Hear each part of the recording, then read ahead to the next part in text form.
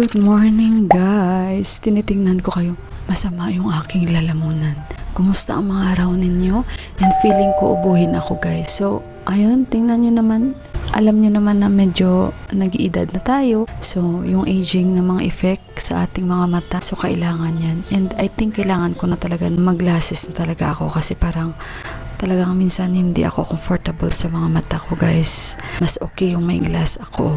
Kasi comfortable ako. Pero ito, pang reading lang talaga ito. So, wala pa akong ayos dahil kakaalis lang ni Johan. At saka, by the way, i-on ko muna itong mic ko kung ilang percent na lang siya. So, 75%. So, kailangan kong i-charge to dahil baka mamaya aalis tayo and kailangan natin ito. Guys, tingnan nyo. Lagi kong nakakalimutan na bumili ng apron. Lagi yan sa utak ko. Pero pag lumabas na kami, wala na. Hindi ko na maalala, guys. Maghuhugas ako kasi guys, hindi pa ako dito nakapaglinis ng aming pinagkainan. Ayun, mamaya, kung lalabas tayo, ako ay bibili ng apron. So, mamaya guys, malaman nyo na lang yung kung saan tayo pupunta. Dahil nga, puntahan natin si Ama. Si Ama, nakita nyo yan, si Ama namin guys. Hindi yung ama ko guys ha. Yung ama na yan, ayan, stepmom ni Buwa sa pangalawang asawa. Yung stepmom ni Buwa guys is nasa hospital. So, actually, nalaman lang namin to kahapon. And medyo kasi talagang matanda na yan si Ama. Nasa 90 plus na siya. Nakikita nyo na yan siya guys tuwing mag-celebrate ng Dasay. Dito siya yung pinaka matanda sa family na siya yung naglalagay o nagbibless sa aming lahat dito. So, nakikita nyo na yan siya and mamaya makikita nyo rin at maalala nyo siya. So, ayun, ang sabi daw kagabi, nabalitaan namin kay Angkol, yung anak niya talaga na kapatid ni Buwa sa pangalawang nanay is hindi na siya makalakad. Gusto niya pang tumira mag-isa guys sa village. Ang hirap mo, nakapunta na tayo dun, diba? Nakasama na kayo sa dun kung saan kinalbo sila ni Yon. Hindi na tayo nakapunta sa mismong bahay niya guys. Kasi nga, alam niyo ang hirap kasi dun eh. Paakyat, tapos pababa, tapos ang mga daanan nila. Basta, mas okay yung kabilang village pero yun, napakahirap. So ngayon nasa hospital na siya. Siguro gawa na rin na talagang matanda na siya guys. So kaya mamaya puntahan natin yun. And hopefully, mamaya yung mga bala ko mabili, like simple lang naman itong apron na to na matagal na and chinelas, mabili ko. Basta mamaya yan, basta yung paglakad namin at pagpunta namin ng hospital. And yung hospital na yan guys, may kwento yan. So bago yan, mamaya ko na yung ikwento sa inyo yung experience namin dyan sa hospital na yan.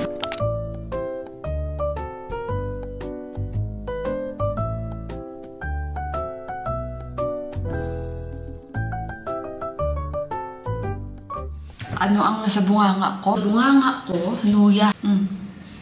Sa dila ko. Kasi masyadong, ano ba yun, yung lalamunan ko, yung parang may plema siya na parang ubuhin talaga ako. At parang nasusuka ako dahil gawa nga nung parang nasasamid ako. Ito yung nabili kong munta kahapon. Konti na ito ha, pero 35 rupees. Nagmahal na nga. Gawa nga nung yung weather sa amin is hindi siya maganda.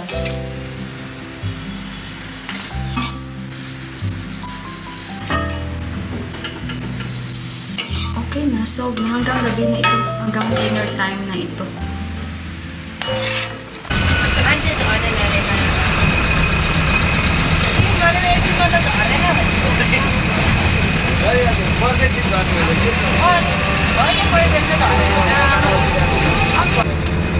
Guys, naupo ako. Dito na kami sa bus kasi nga dadaan din yung bus doon. So punta na tayo. Ang sama ng aking boses. So, malakas ang music dito guys. So, see you na lang mamaya.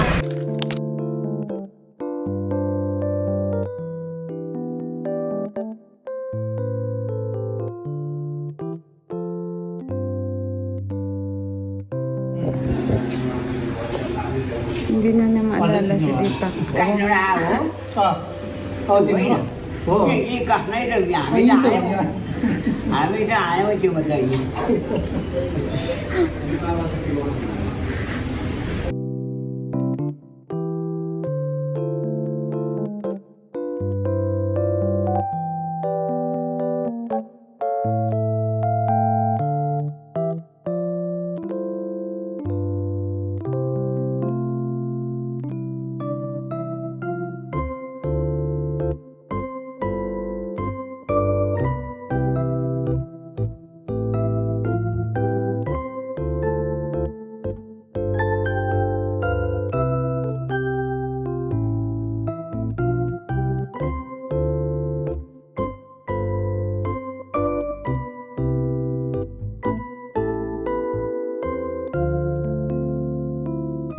na siya makaalala. Pero yung kuya hindi pa kilala.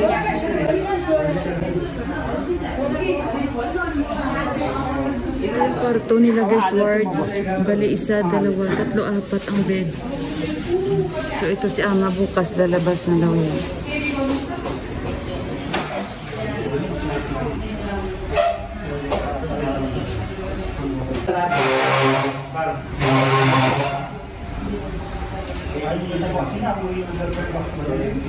अब यो 10-15 साउन 15 मा जन्मिँदै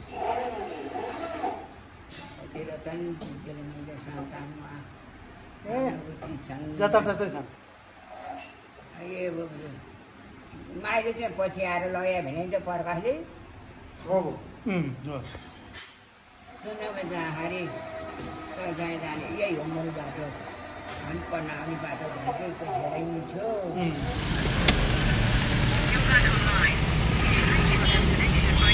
So guys, alis na kami. Nakalabas na kami ng hospital.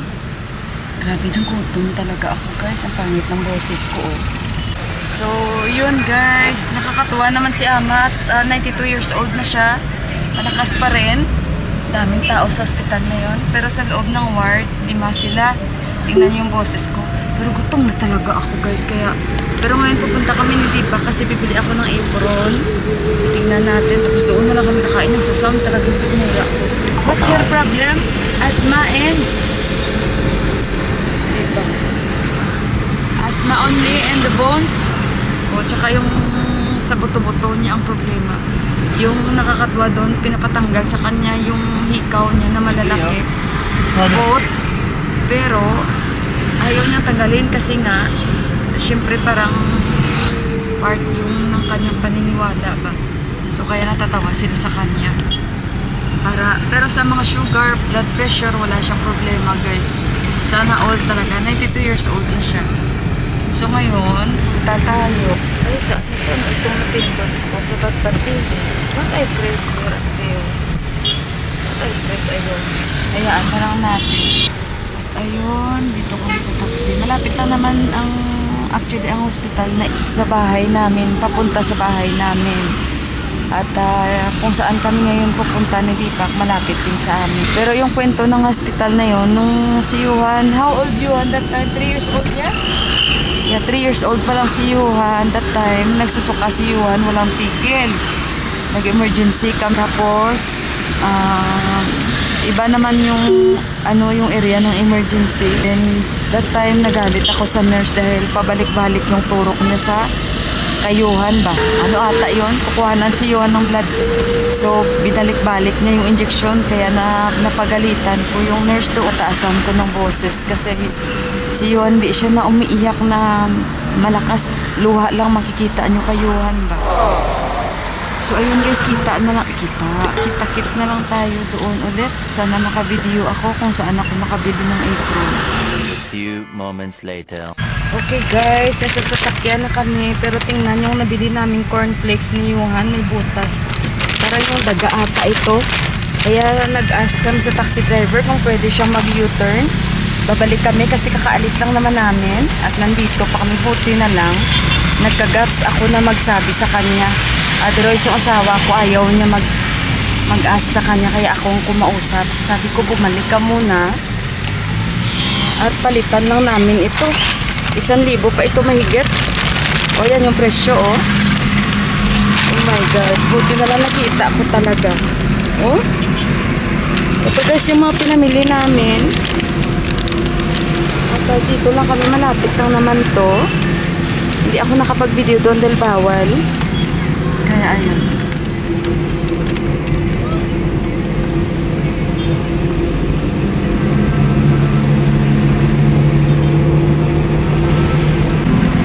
Dito na ako guys, nakabalik na ako. Ayan na, napalitan ko na siya. Mabilis lang sila nagpalit. Lalo alam nila ibang lahi ka ng salita. Kailangan i-check pala talaga. Salamat ka na ng driver. Mabilis ko lang siya napakiusapan at buti na lang. Ano kami guys, nandito pa kami.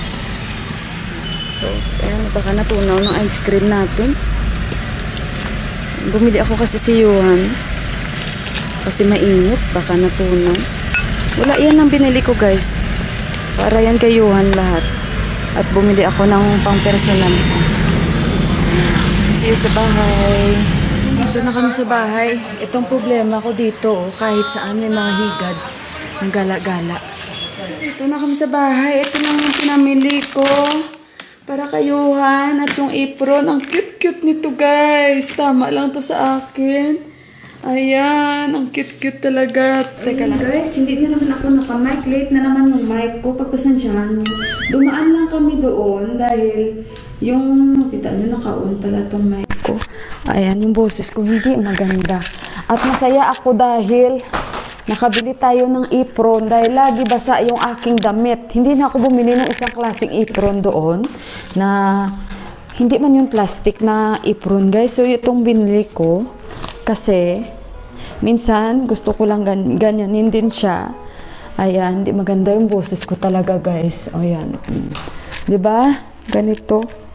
Hindi kaya ito pwede siyang matanggal. Pangbata ito pero okay sa akin yung size. Madumi pa ito pero lalabahan natin. And ito yung isa. Lagi man tayo sa kusina kung hindi tayo nagluluto tayo, marami tayong niluluto. Ayan, medyo malaki ito pero adjust ko na lang siya, 'di ba? So at least magagamit natin. And ayan, bumili ako para kayuhan. Bumili ako ketchup. Yung boses ko hindi talaga maganda. Ito lang binili ko sa akin. And yung ice cream, baka natunaw na ito. Oh. Ayan, oh. Bumili ako. And then ito lang, yung favorite ko guys, at saka kayuhan. Bumili ako nito 4. And ito, 1 piraso. And yung cornflakes, yun na nga, pinalitan ko. Buti na lang, mabait si Manong driver, si Deepak nahiya pa ano yan ang problema ko minsan kay Deepak, no, walang bunganga. Mahiyain masyado kahit magsalita lang na ano ba, na makisuyo ka lang naman. Total nandoon kayo, bakit ka mahiya? Kaya sabi ko sa kanya, bumalik tayo, total nandito pa naman tayo, mag-ask ka muna sa kanya, kasi saglit lang naman, kasi pwedeng mag-U-turn eh, sabi kong ganun, or left turn ba yun? O left turn, hindi, right turn. So ayan, sabi ko sa kanya, mag-right turn lang siya, para makarating agad doon, yun. Mabuti naman at tumingin yung driver, kasi nahalata niya, nagsalita ako ibang lahi. So, nagsinyas ako sa kanya. Tapos, nagsabi lang ako na extra lang kami bayad sa'yo. Sabi ko sa kanya, mabilis naman siya pinakausapan. At bigla siyang nag-ano. Kasi, ano yun guys eh, parang pag nag-book ka, automatic na yun, yung ganun. Tapos, unless na mapakiusapan nyo yung driver, at mabuti naman okay siya kausap. So, ayan lang guys yung binili ko. And then, regarding kay Ama, yun ang problema niya, vitamin B12. And yung asthma niya, and sa bones talaga. Wala siya mga problem sa sugar, hypertension, and bukas daw makakaano na siya, makakaano na siya guys, makakauwi na siya. Actually, yung katabi niya kanina, umuwi na. Sabi niya ako, hindi pa ako uwi. Dala nga ng edad niya guys, so lahat parang natatawa doon sa kanya pag nagsasalita siya. And then, ayun na nga, bali 3 days nga siya nagstay. Ay, 3 days, tama ba? Kasi Friday sila doon eh. Friday, Saturday, Sunday, Monday, Tuesday. O yun nga ay 5 days pala nagstay kasi nga hindi siya makalakad. So ngayon okay na guys. And ayun, sabi na lang namin sa kanya, pag umuwi ka, bibisita ulit kami. Hindi niya si Deepak nare-recognize and masyadong matagal-tagal pa niya bago makikilala kasi nga sa age niya din. Tapos ako, kilala niya ako guys, pero sabi ni Deepak, tanggalin mo yung mask mo para makilala ka niya agad. So nung tinanggal ko, naalala niya agad si Johan, kilala niya ako. So kaya ayun, sobrang tanda na niya. So, kaya hindi rin maiwasan na habang nag-uusap sila ni Deepak kanina, bigla na naman siyang umiiyak. Tapos, okay. Kaya natatawa yung kabilaang bed. So, bali, yun ang hitsura ng ward ng hospital nila dito. Pero, hindi ko alam sa iba. And, ayun, medyo okay. Yung hospital niya, nakwento ko na sa inyo way back 2014 ata. Oo, 2014, nagbakasyon kami dito. 3 years old pa lang atas yun, 2 or 3 and a half. Dahil nagka-problema kami kay kay Johan na nagsusuka si Johan. So, kailangan namin siyang dalhin doon, emergency. Yun na nga, nasabi ko sa inyo. Nag-scooter pa kami, guys. 12 midnight yun. Hinahabol pa kami ng aso. Yung nag-drive pa ng scooter, yun yung pinsan ni Deepak, yung may asawa niyang may napinuntahan natin na may C siya. So, yun guys. Tawang-tawa ako pag naalala ko kasi nga, hinabol pa kami ng aso that time and yung pinoproteksyonan ko lang si Johan sa scooter. Dahil wala nga space, 4 kami guys kasi that time, sinasabi ni Ama, si Deepak lang ang pupunta doon, si Johan, tsaka Bishbay, pero hindi ako pumayag, sumama talaga ako. Sabi ni Ama, sige sumama ka na lang. Nung kalagitnaan dito sa kabilaan, hinabol kami ng aso guys, tinatadyakan ni Deepak yung aso kasi talagang habol talaga siya kasi midnight na yun eh. So ewan ko bakit hinabol kami kasi okay lang naman yung pagdadrive. Kasi kailangan namin dalhin si Johan, gawa nga ng nagsusuka ba siya guys, walang tigil. So ayun, at saka maalala ko talaga yung sitwasyon ng anak ko guys sa scooter that time. Pag naalala ko parang talagang naano yung puso ko kasi yung dalawang kamay ni Johan sa lamig, winter pa kasi that time, kasi every winter kami nagbabakasyon dito, gumaganyan yung dalawang kamay ng bata guys, oh, ganyan oh. Kasi nga 'di ba, hindi man niya alam paano humawak, hindi man siya sanay. Tapos yung suot pa ni Juan, yung overall pa na damit na bigay ng tito niya galing Norway yun, na ngayon pinadala na rin namin doon sa Amerika dahil hindi naman nagagamit ni Juan sa UAE at bagong-bago pa. Minsan nga pinakita sa akin ng kuya na, Mila, o tingnan mo. Mila, you remember this jacket I buy for Johan? It's finally fitting Sumo. It came to the right place now, you know, playing the snow. Yung bigay ko kay Johan napunta talaga sa tamang weather dito kasi nga pinadala niya sa amin sa UAE, hindi rin naman magamit ni Johan dahil hindi man nag-i-snow. Basta binili niya doon sa Norway kasi sobrang lamig, tapos pinadala niya kay Johan.